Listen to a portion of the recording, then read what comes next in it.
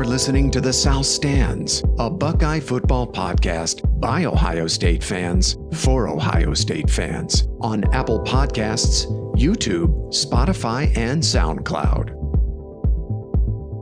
Welcome back to The South Stands, a Buckeye football podcast by Ohio State fans for Ohio State fans. From the West Coast, I'm your host, Zach Moore. Today is Sunday, November 28th, and I'm here to recap the Buckeyes' extremely disappointing 42-27 butt-whooping, which they suffered at the hands of the Michigan Wolverines in the snow at the Big House yesterday. Now, look, there were a couple of bright spots for Ohio State, but overall, there just wasn't much at all to like about the performance from a listless, lifeless Buckeye team that was outclassed in virtually every phase of the game by Jim Harbaugh's Wolverines. I'll start with what for me are two major takeaways from this game. First, never underestimate the impact injured pride and bulletin board material can have on a game like this. Ohio State provided a ton of bulletin board fodder over the last 18 months for Michigan, which really helped fuel that performance by the Wolverines yesterday. Chief among them was the "we're going to hang 100 on him" comment from Ryan Day, which was referenced several times in the postgame by Michigan players, including star defensive end Aiden Hutchinson. There was also a video from earlier this week making the rounds on Twitter of freshman defensive tackle Tyleik Williams stomping on a J.J. McCarthy Michigan jersey that was also mentioned in the postgame by Michigan.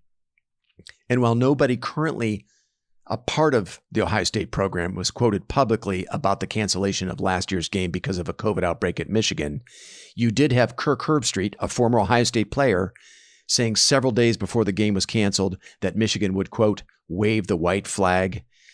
And of course, all offseason, Ohio State fans and many Ohio State fan sites accused Michigan of ducking the Buckeyes last year. So a lot of material to really fuel Michigan, fuel their fire. They had a massive disrespect card to play in this game.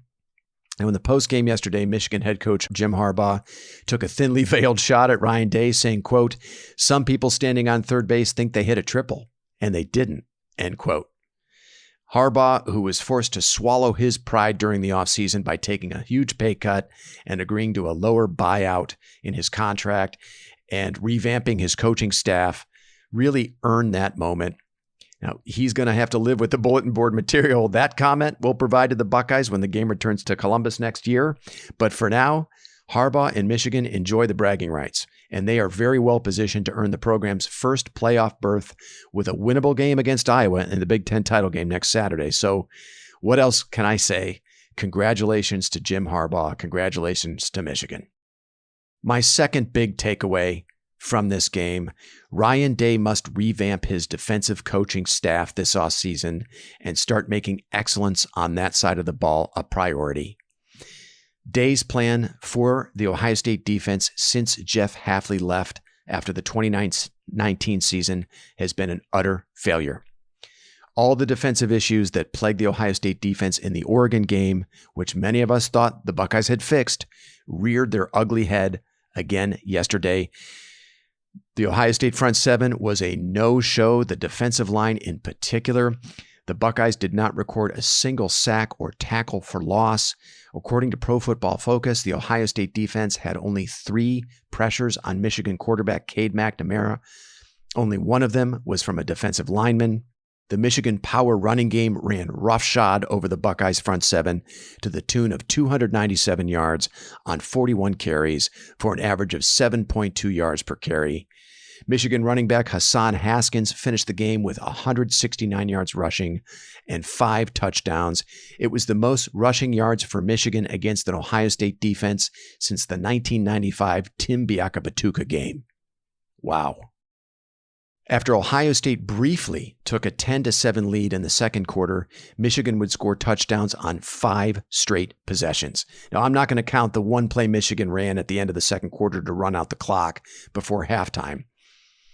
And they scored those touchdowns on 5 straight possessions, mostly by running the ball right down Ohio State's throat. Though Michigan did get a few timely plays in the passing game from Cade McNamara, going mostly straight at freshman cornerback Denzel Burke. It was a rough day for Burke yesterday, but credit to McNamara for taking advantage of his opportunities in the passing game. He was very effective, adding to what was a devastating Michigan running attack with some timely plays in the passing game. What was most frustrating about what we saw from the Ohio State defense yesterday is that, look, they knew what was coming and they were powerless to stop it. There didn't seem to be any meaningful halftime adjustments by the Ohio State defensive coaching staff. Josh Gaddis, the Michigan offensive coordinator, looked very much like Oregon offensive coordinator Joe Moorhead yesterday. I mean, everything he dialed up worked, and it was easy. Easy yards, easy completions for Cade McNamara. Everything was working in the run game, both between the tackles and on the perimeter. I talked to Paige after the game, and he likened what we saw to a basketball game where, your opponent is getting dunks and layups while you're trying to make contested 18-foot jump shots. That's really what it felt like for Ohio State. I mean, nothing came easy for them, and seemingly everything for Michigan came easy. So here we are, second year in a row. Ohio State's championship hopes were ended by an abysmal performance by the defense that was utterly hopeless to stop Alabama in the national title game last year and the Michigan power run game yesterday. In both games, the Buckeyes were soft up front. They looked slow. They were often out of position. It's time for Ryan Day to prioritize defensive excellence. You cannot win a championship with a defense ranked in the lower half of the FBS. And there is no reason Ohio State should settle for being ranked in the lower half of the FBS in many defensive categories. The talent, the money, all the resources are there to build a championship-level defense. And I expect Ryan Day will leverage all of those resources this offseason to make major changes to the defense. I think starting with his staff. Look, I don't think Kerry Combs will be back. I think he's going to leave of his own accord. I really don't know what Ohio State is getting from Al Washington. I don't know what Washington brings to the table. The linebackers were mediocre to bad all season. I don't think Washington has distinguished himself as a position coach at Ohio State at all.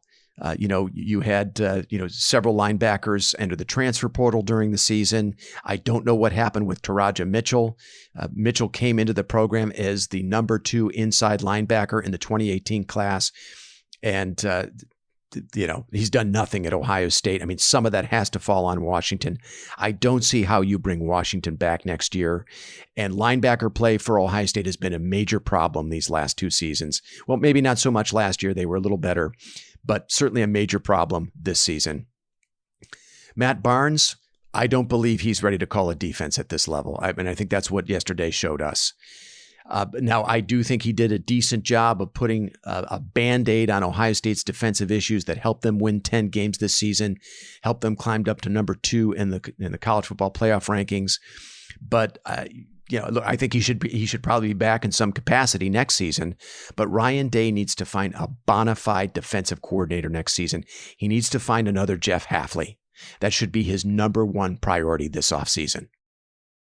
Okay, so now to the game itself and, what I liked and what I didn't like. Let's start with the conditions. They could not have been more perfect for Michigan. I mean, it was Jim Harbaugh's wet dream. Temperatures in the high 20s, snow, a rabid home crowd. I got to give credit to the Michigan fans. They were a major factor all day. And the game started exactly as Michigan had hoped it would. I mean, the entire first half was played at Michigan's pace. They had the Ohio State defense on its heels most of the half. The Ohio State offense and special teams were complicit with mental mistakes and penalties. And with the exception of Bryson Shaw's first quarter interception of Cade McNamara at the Ohio State 2-yard line, I think Michigan played pretty much a perfect half. Yet, they only led by 1 point, 14-13 at the half, with the Buckeyes set to get the ball at the start of the third quarter. All things considered, I thought Ohio State was in decent shape if they could cut out mental mistakes, the false start penalties, that sort of thing, and make some adjustments on defense to the Michigan power running game, which, as we know now, they weren't able to do. So the first major thing I didn't like from an X's and O's standpoint was, and it was a major disappointment for me, was just another complete no-show from the Ohio State defensive line. I referenced it earlier. the defensive line is supposed to be the strength of this defense. I mean, there is 5-star talent all up and down that unit. Tyreek Smith, Zach Harrison, JT Tuimoloau, and others. Pascal Garrett. I mean, this is a good, talented Ohio State defensive line. Those are future NFL players. I just don't know how they were such a non-factor yesterday. I mean, you got to give some credit clearly to the Michigan offensive line. That's probably going to be a finalist for the Joe Moore Award. They played extremely well. But for an Ohio State defense to register 0 tackles for loss, 0 sacks, and only 1 quarterback pressure from the defensive line in a game of this magnitude is inexcusable. Inexcusable. The Ohio State defensive line just did not compete yesterday. They were not ready to play, and they did not compete. Now, I was concerned about the performance of the Ohio State defensive line 2 weeks ago against Purdue. They were no-show in that game as well. And the Buckeye pass rush received its lowest grade of the season against Purdue. That's from PFF. It was a grade of 51.9. They were credited with only 1 quarterback pressure on Purdue quarterback Aiden O'Connell, who lit them up for 390 yards passing and 4 touchdowns. You even had a lousy Purdue rushing offense even run the ball decently against Ohio State that day, averaging just under 5 yards a carry. The Ohio State defense was only able to force 2 Purdue punts in that game. And look, all of that lousiness was excused away by many of the experts. I was very concerned about that.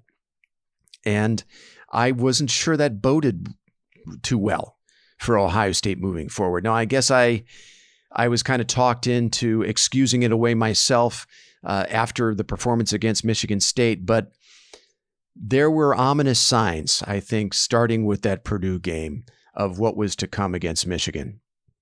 53.1 was the grade for the Ohio State pass rush yesterday against the Wolverines. Again, it was non-existent. And the only thing that was worse than that, though, was the run defense, which Pro Football Focus graded 46.1. It was Ohio State's worst grade for run defense of the season, by far. Their run defense grade against Oregon was 53.7. That was previously Ohio State's worst. I mean, by comparison, that looks like actually a pretty good grade. The lack of a pass rush and 0 resistance against the Michigan run game, which again averaged 7.2 yards per carry, falls on the defensive line. They had their asses handed to them by the Michigan offensive line. That there is really no other way to say it.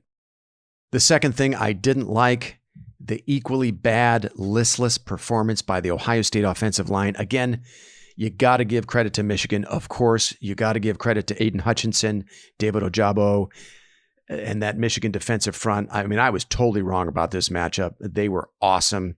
I truly believe this is going to be a strength-on-strength matchup, and that the Ohio State offensive line would be good enough to earn a stalemate in the trenches against Michigan.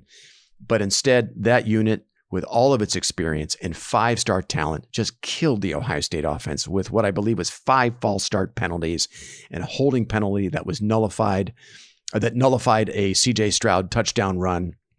The offensive line received by far its worst PFF grade of the season for pass blocking of 33. Their previous low of 40.3 was in the opener against Minnesota. According to PFF, the Michigan defense finished with a staggering 31 quarterback pressures. 31. I mean, that's insane. Aiden Hutchinson finished with 15 of those pressures, and he, of course, sacked C.J. Stroud 3 times. And while it was Ohio State's worst pass blocking performance of the season by far, it was not their first poor performance of the season. The offensive line had trouble protecting Stroud both against Penn State and Nebraska. So again, there were signs, which many of us overlooked, that against a good pass rush, Ohio State could be in big trouble.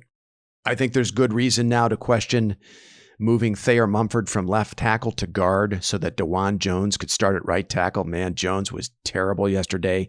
He finished with his lowest PFF grade of the season of 53.4. He was flagged 3 times yesterday. Seemed like Ohio State messed up what was a pretty good thing with Mumford at left tackle and Nicholas Petit-Ferrer at right tackle, which was a really good combination in 2020. I think, hindsight's 2020, but there's really good reason to question that move by the Ohio State coaching staff. I'm not sure that down the home stretch here that Ohio State had its best combination along the offensive line. Lastly, where was the Ohio State running game yesterday? 64 yards on 30 carries. Now that includes C.J. Stroud's sack yardage, of course, but Travion Henderson was held to 74 yards on 17 carries and a touchdown, which he barely got across the goal line, by the way. Again, the Michigan defense just contested everything. I mean, Ohio State had to fight and scratch and claw for every single yard. Now, Henderson ripped off a 28-yard run in the first quarter, but he managed only 46 yards on his 16 other carries. That's about 2.9 yards per carry. Now, look, we've talked a lot about Henderson's health on this podcast. He's not been 100% for weeks. I mean, that has been pretty clear to me. He does not have the same ability to make guys miss at the second level. He seems to be missing that burst he showed at the beginning of the season. Mayan Williams has been in and out of the lineup all season as well. He was a non-factor yesterday, only 20 yards on 6 carries. Master Teague, he did not play yesterday, but he's been injured most of the season. So, Ohio State, I think, being nicked up at running back was a factor for sure yesterday. It didn't help that the Ohio State offense was off schedule most of the afternoon, facing a lot of second and third and longs. They trailed by double digits most of the second half and threw the ball a ton trying to get back into the game. And look, when in doubt, Ryan Day is almost always going to lean on his passing game. So not as many opportunities, I don't think, for Henderson in the run game because of those circumstances. I was surprised to see that the offensive line graded out fairly well in run blocking with a grade of 71.4 yesterday, because to me it seemed there were not opening many holes for Henderson and Williams. So in the end, I think it was a combination of a diminished player in Henderson, a lot of unfavorable downs and distances, the poor play of the offensive line. Again, I'm not sure I agree with that favorable PFF grade for run blocking, and really kind of an uneven game for Ryan Day calling the plays that really conspired to derail the Ohio State running game. And that was clearly a factor. It really forced the Ohio State offense to be one-dimensional, throwing the football, and much easier for the Michigan defense to defend, really playing into Michigan's hands, right? Because that allowed that Michigan pass rush to really pin its ears back and come after C.J. Stroud. So the bottom line is, look, Ohio State lost this game in the trenches on both sides of the ball. I mean, it was a prison movie in the trenches yesterday. I mean, Michigan had their way with Ohio State up front, and that's why the Buckeyes are going to be watching the Big Ten title game on TV for the first time since 2016. Okay, let me turn to what I did like from Ohio State yesterday. I want to end on some positive notes here because there actually were a couple of bright spots, starting with C.J. Stroud. Look, the weather conditions, as I mentioned, were far from ideal for throwing the football. And again, Michigan pressured Stroud 31 times, according to PFF. And the offensive line continued to put Stroud behind the chains with untimely false start penalties. Center Luke Whippler twice snapped the ball into the turf. The running game, as I mentioned, was virtually non-existent, 64 yards on 30 carries. I shudder to think what the final score would have been without Stroud and the Ohio State receivers. I mean, Stroud finished with 394 yards passing and 2 touchdowns against a Michigan secondary that contested just about every single throw. Again, nothing came easy. And other than his receivers, Stroud got very little support from his teammates and from his head coach, again, who I thought called an uneven game offensively. And yet he delivered 400 yards passing, almost 400 yards passing, 2 touchdowns, no turnovers against one of the country's top defenses, and with Aiden Hutchinson in his face all day. I don't know what more Buckeye fans want from C.J. Stroud. Without him, Ohio State is probably an 8-4, but 7-5 football team, and he will be one of the big reasons the Buckeyes are a preseason top 4 team in 2022. Also, what else can you say about the Ohio State receivers? Jackson Smith and Jigba, and Garrett Wilson in particular, they combined for 246 yards on 21 receptions. Many of those, again, were highly contested by Michigan defensive backs. They were draped all over Ohio State receivers all day. Wilson's second quarter touchdown catch to give Ohio State its only lead of the game was just pure poetry. And perhaps the only other player in the country that could make a catch like that was his teammate, Jackson Smith and Jigba, who himself made a spectacular catch on 4th down early in the fourth quarter to an extended Ohio State scoring drive, which helped the Buckeyes cut the margin to 28-20. Chris Olave was also good, though not quite up to his usual standard. Olave finished with 7 catches for 88 yards, but he did drop what should have been a touchdown in the first quarter, and Ohio State ultimately had to settle for a field goal on that drive. Hey, it was probably the swan song for Garrett Wilson and Chris Olave. I don't know if they will end up playing in Ohio State's bowl game, though Ohio State's been pretty good about getting, all of their draft eligible players to show up and play for bowl games. But I certainly would not blame Wilson or Olave for wanting to sit out a bowl game and get ready for the NFL draft. We might very well have watched their final performance for Ohio State, but what a treat it was to watch Wilson yesterday in particular. Olave again, very good, though not quite up to his usual standard. What a joy it was to watch those two all season long. And of course, Jackson Smith-Njigba, the future is very bright for him. He is the next great Ohio State receiver in line. The torch has been passed from Wilson and Olave to him. But that was another positive that I take away from this performance yesterday. One other positive that I'll leave you with today, and this is a tweet from the ESPN College Football Twitter account. And it reads, "History in Ann Arbor. Here's what Michigan's win did. Ended an 8-game losing streak to Ohio State. Ended the Buckeyes' 29-game win streak against the Big Ten. Ended the Buckeyes' 21-game win streak against ranked Big Ten teams. And the first Big Ten team to ever beat Ryan Day." To me, that tweet puts both the magnitude of Michigan's win yesterday and Ohio State's dominance over the Big Ten into perspective.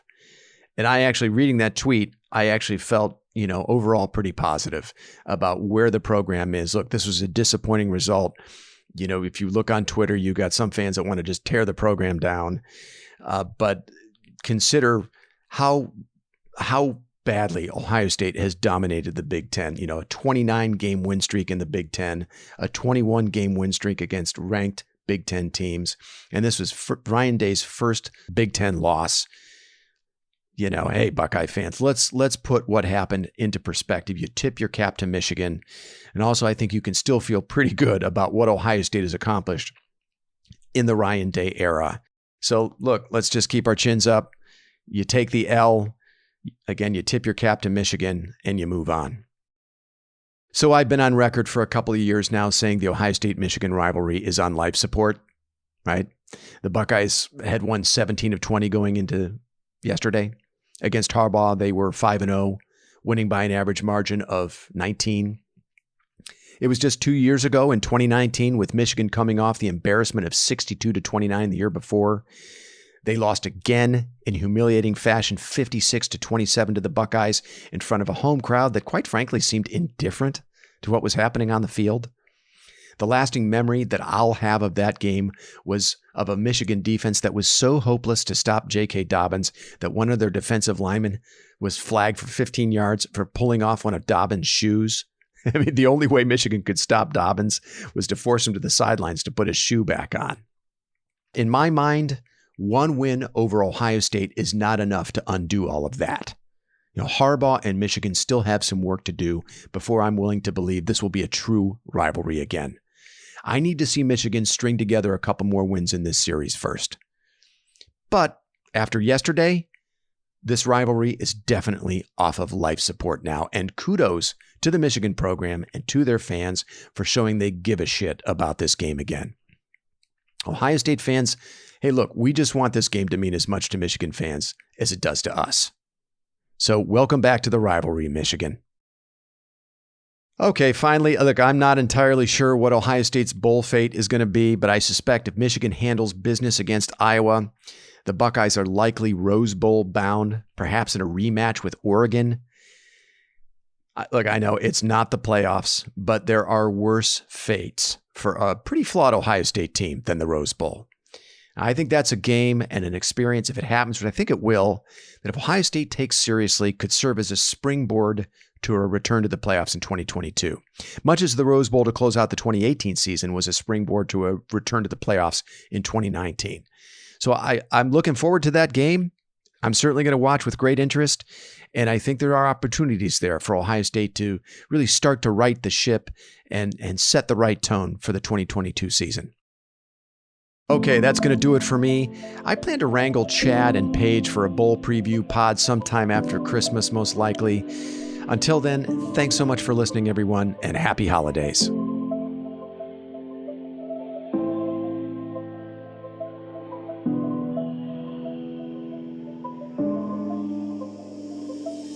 You've been listening to the South Stands, a Buckeye football podcast. You can follow us on Twitter, Instagram, and Facebook, and visit our website at southstandsosu.com.